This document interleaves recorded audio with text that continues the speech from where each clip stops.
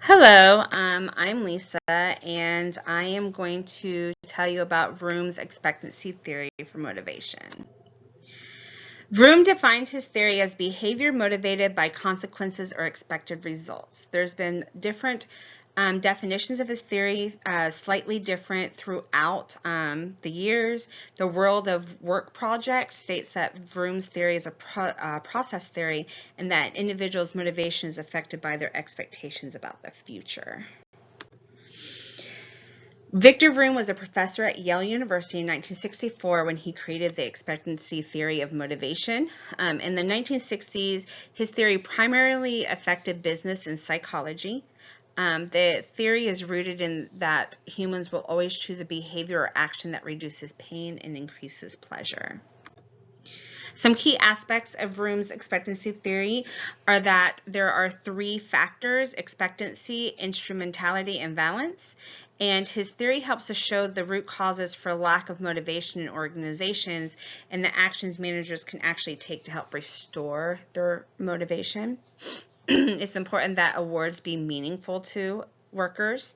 Valence needs to be considered. It can be intrinsic, such as personal satisfaction, extrinsic, such as time off, promotions, pay policies, and benefits, or even negative, such as penalties and sanctions. And then the advantages of employees using the theory in the workplace are that the employees are willing to and happy to engage and produce more and become more of advocates for the organization due to their values aligning with their work. And then some of the disadvantages are creating difficulty in aligning all workers' values with those of the organization, and that there's varying levels of motivation and performance between the workers themselves. So a model of the theory shows that expectancy times instrumentality times valence makes motivation. So we're looking at effort leading to performance, which leads to the rewards. So in turn thinking, will my effort lead to high performance? Will then my performance lead to outcomes? And then do I find the outcomes desirable? The first study they looked at was by Leonina Baku. She conducted research to help understand important ways to motivate civil servants. And the area that she looked at was the Cluj-Napoca City Hall.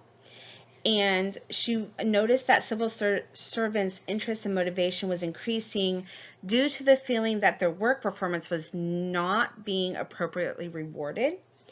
And so the main objective that she wanted was to diagnose this aspect through the influence of work motivation.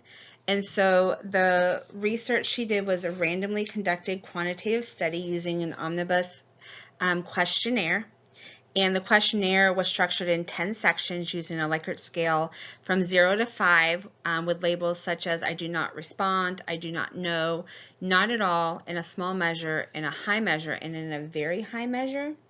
The sections included were internship period, promotions, professional training assessment, professional performance assessment, mobility, reward and pay, sanctions, career and local public administration, working environment, and the motivation for work.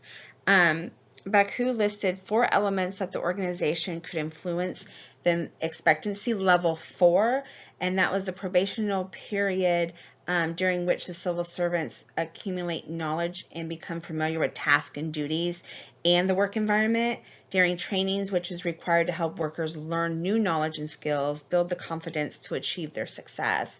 Mobility, which workers gain new knowledge through movements into other departments and other institutions for training.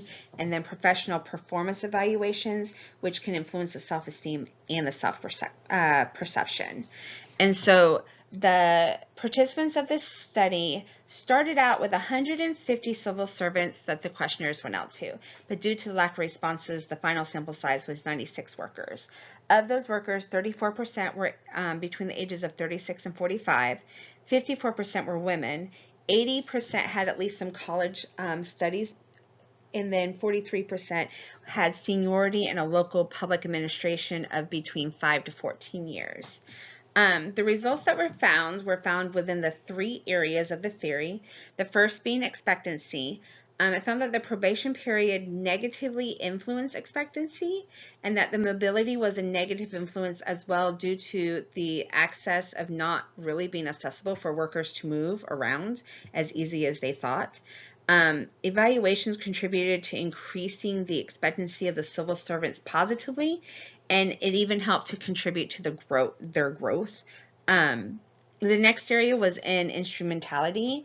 There were many problems within this with the promotions. Promotions were not seen as being done relatively in the organization, and so many workers did not see them as fair because of the practices that were in place, and others saw them as being political factors.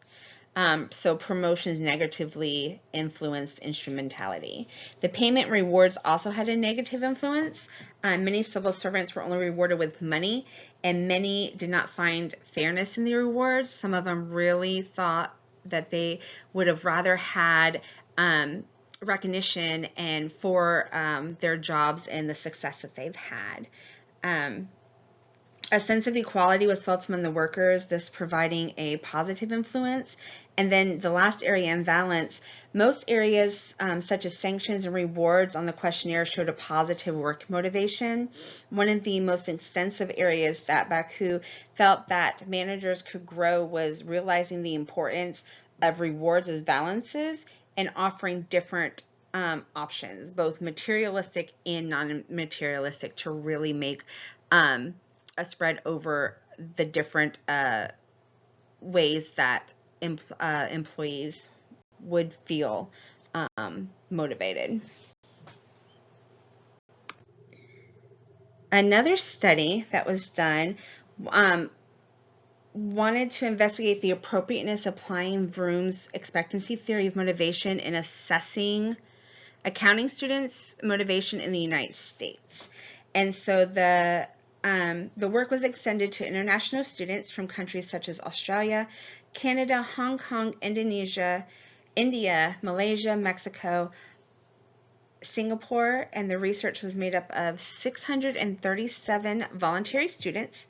All the students were halfway through the semester when they began, and they all completed their research instrument during regular class hours. The instrument that was used was the judgment modeling approach. This approach used students' decisions as operational measures of balance and effort. The results of this approach show that the theory accurately predicted all the students' balance and effort levels.